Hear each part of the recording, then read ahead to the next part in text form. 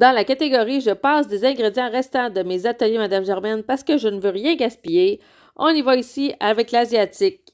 J'avais des vieux ramen à passer et aussi du tofu congelé.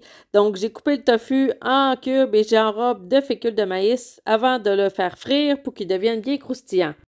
On veut un beau doré de tous les côtés, donc on tourne et retourne, comme dirait Michel Dumas. Pendant que ça cuit, je prépare une sauce pour enrober le tofu à base de gingembre et d'ail. Je rajoute de la sauce soya, du ketchup mani, le fameux ketchup indonésien sucré, si ça peut venir.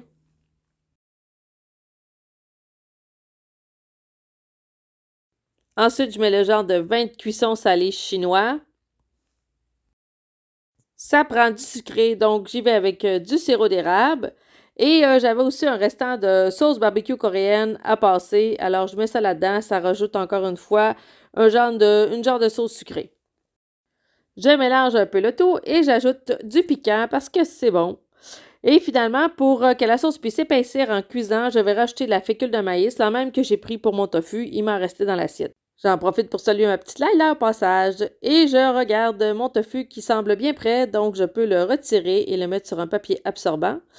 Et j'avais des restants de concombres, alors je vais les passer aussi. On coupe en deux pour faire une belle salade avec une sauce aux arachides. Alors, je commence avec le beurre d'arachide que j'ai fait fondre un peu. Je vais ajouter un peu de sauce soya et du jus de lime.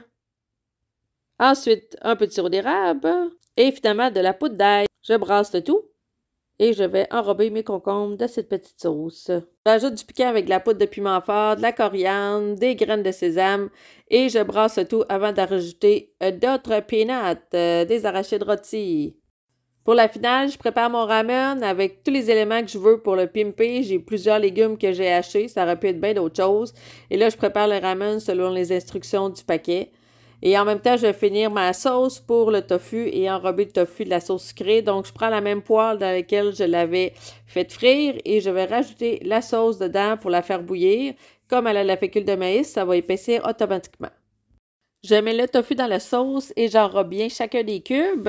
Et ensuite, je vais ajouter des graines de sésame et des oignons verts. Pour finaliser l'ensemble du repas, j'y vais avec Pimpe ton ramen. Donc, je mets les légumes que j'avais coupés, du chou dans mon cas, avec poivron et coriandre. Et voilà le festin complet que je m'apprête à déguster.